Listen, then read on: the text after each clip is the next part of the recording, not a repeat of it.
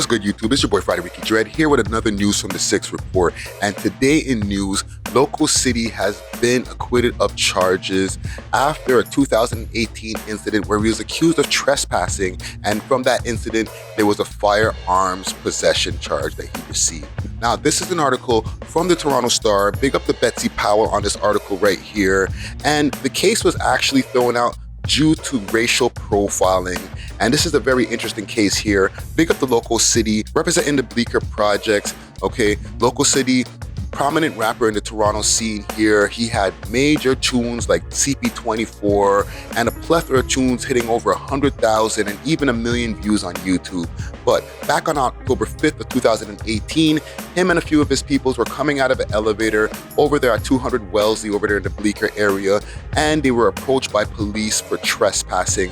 A little bit about 20 seconds right after they got out the elevator. Policemen approached them saying that they were breaking the trespassing laws set by the Toronto Community Housing Memorandum and the Trespassing Acts law. And after LOCOCITY and his people were approached, they ran from the officers. They said that there was allegedly a firearm that was thrown at the scene, and LOCOCITY was arrested.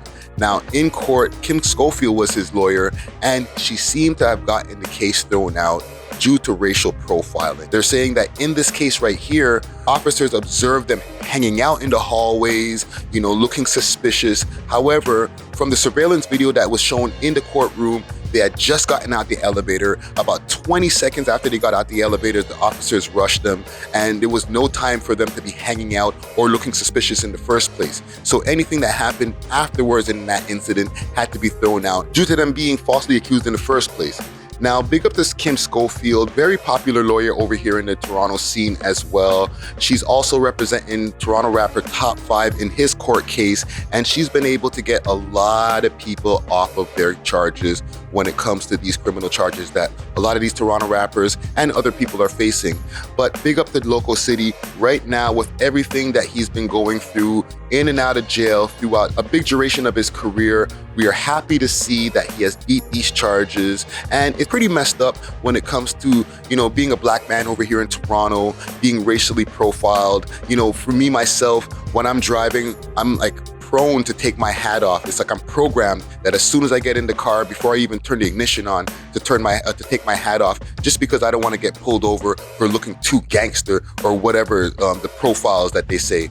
But this being said, LOCOCITY has beat the charges, okay? And big up to LOCOCITY. We're looking for him to return back to the scene, hit us with a whole bunch of fire tunes. So look out for that. And big up to the Toronto Star for this article right here. But that's all I got for news today. Let me know what you think about this in the comments below. Do you think that LOCOCITY will be back with some new fire, or do you think he's gonna lay low? And also, let me know what you think about the racial profiling that has gone on with this case, as well as a multitude of other cases that have been going on in Toronto and wherever you live, okay? Let us know what you think in the comments below. Best comment gets pinned to the top. This is you from 6 where we hit you with that real Toronto shit, and I am off of this. Deuces.